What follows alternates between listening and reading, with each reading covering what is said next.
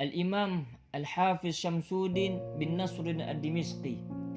Beliau pernah berkata, "Idza kana hadza kafirun jaa dhammuh, bitabbat yadahu fi jahimi mukhalladah."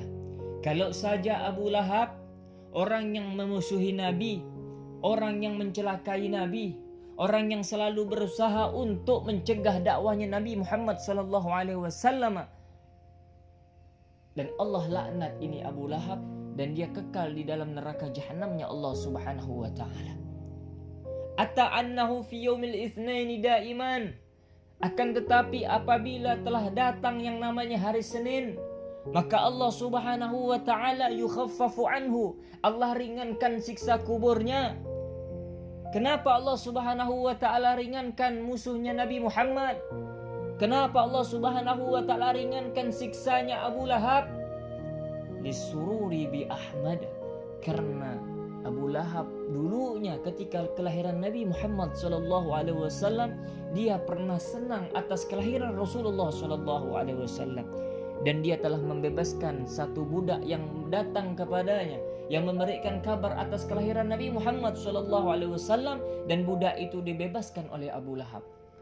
Maka apa yang dilakukan oleh Abu Lahab tidak dilupakan oleh Allah Subhanahu wa taala. Maka dengan hal yang dilakukan oleh Abu Lahab tersebut, kebahagiaan yang pernah dirasakan oleh Abu Lahab ketika kelahiran Nabi Muhammad SAW, Allah Subhanahu wa taala ringankan siksa kuburnya pada hari kelahiran Nabi Muhammad SAW, yaitu pada hari Senin. Lalu bagaimana famadhan bi abdi tula dahri? Lalu bagaimana dengan seorang hamba yang sepanjang hayatnya, sepanjang hidupnya dia selalu senang gembira bi ahmada masruran, dengan kelahiran Nabi Muhammad sallallahu alaihi wasallam. Lalu bagaimana dengan hambanya Allah Subhanahu wa taala? Lalu bagaimana dengan umatnya Nabi Muhammad sallallahu alaihi wasallam yang sepanjang hidupnya selalu senang gembira atas kelahiran Nabi Muhammad sallallahu alaihi wasallam, wa mata muwahhidan, dan dia wafat dalam keadaan beriman kepada Allah Subhanahu wa taala.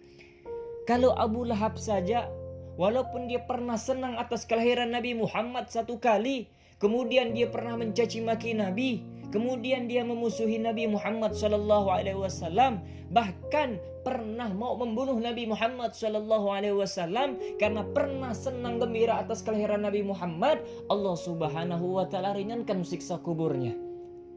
Lalu bagaimana dengan kita umat Nabi Muhammad yang selalu senang gembira atas kelahiran Nabi Muhammad sallallahu alaihi wasallam, dan kita meninggal dalam keadaan bertakwa kepada Allah, dalam keadaan iman kepada Allah, dan dalam keadaan bertauhid kepada Allah Subhanahu wa taala? Maka kita lebih pantas dan lebih layak untuk mendapatkan kemuliaan yang Allah berikan kepada kita.